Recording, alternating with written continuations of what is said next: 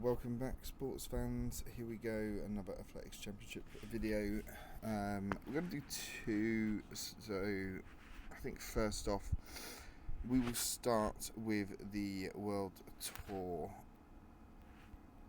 So, the World Tour playoffs. So, these happen. I'm trying to think of the regularity behind it. We do have the tutorial piece there. It tells us, obviously, the different stages that we go through. So, when you're playing the World Tours, depends on what level you're entering in, but also how well you're doing. So, if you do enter a lower level World Tour consistently, but you win it a lot, then you can actually end up in the Legendary.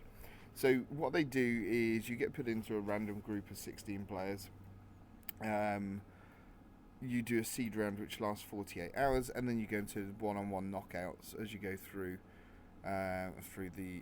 the rounds. Now, as you go through those rounds, what there is, you can see here the different prizes that come through. So obviously, to win one of these, to get 3 orange tokens, it's pretty good in terms of what you're going to win.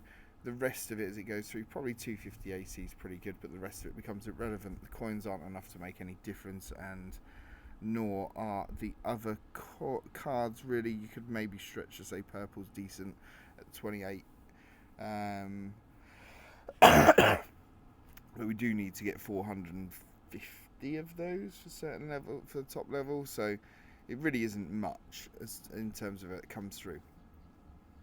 So what you'll notice here, and we're nearly at the end of the quarterfinals, there's a very tactical way you can play this game. So one of the things that you'll notice as you go through, let's just start here. This is a bit like, if you're into football, it's a bit like the Champions League seeding thing. Coming top means you get to play team number 16, which the difference here is the person 16 is normally quite significantly lower than you, unless of course they didn't do any type of qualifying.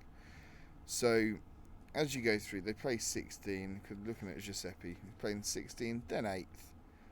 And then when he gets to the semi-finals, he'll be playing 3rd. And then obviously, when he gets to the final, he should be playing whoever came 2nd, maybe whoever came 4th, if we are lucky. Now, where do we get tactical on this? This is in the starting round. So, when I was looking at this, I was saying, well, I can be 4th best. I could probably maybe get to 3rd if I went and tried. I don't think the other people necessarily really overly tried, so I could have got to 2nd, I could have got to 3rd. I think that would have been a slight misrepresentation of how, where I positioned based on rankings. So I went for a bit of a position where I said I want to avoid Giuseppe until the final. So I have to be an even number in the seed round. Now that's sometimes easier said than done, because you could be less, but I would have, if I was in 3rd, 5th, 7th, whatever, I would have done everything I could to not be in the odd side of the draw. I say the odd side of the draw, that's not entirely true. What I really mean is I don't want to be in the first. Essentially, the semi-final is 1st versus 3rd and 2nd versus 4th as it goes through. If I want to give myself the best chance of getting to the final, I have to not be in the same side as Giuseppe. That's essentially what I'm saying. So it's very much trying to pick where you are, who you're going to play against, so that you can give yourself the best chance. Now, granted, I don't believe that everyone can do this, but it is something that people should pay close attention to. You need to, when you go in, you need to have a look at your group and then look at that in terms of where those people stand. So what I mean by that is, how many cups do people have? Because that gives you a true indication of really the fastest times people will be able to do, which gives you a good understanding, therefore, of if you're going to get to the semi-finals and finals or not.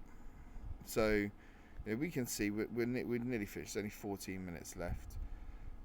We could have done. We know we can do longer in the long jump. That's not an issue. So we could have got that one.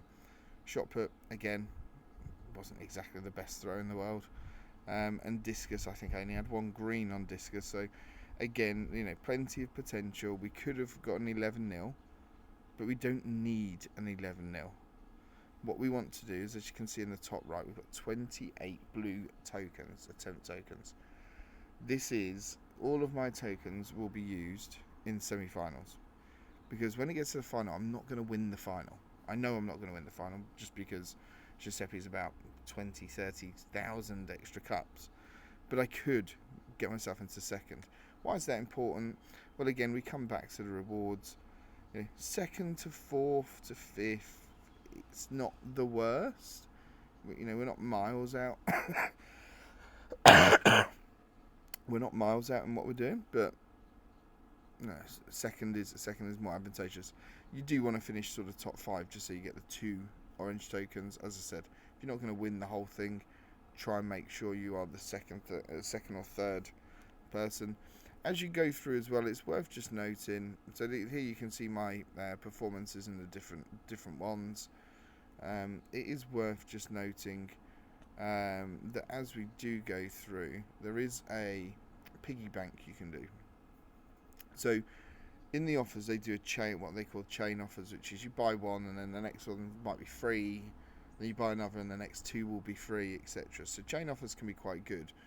But they do this playoff piggy bank, which is essentially the further you get, the better the prizes will get. And if we just click on here, we can actually see, where is it? There it is. We can see the different things that we get.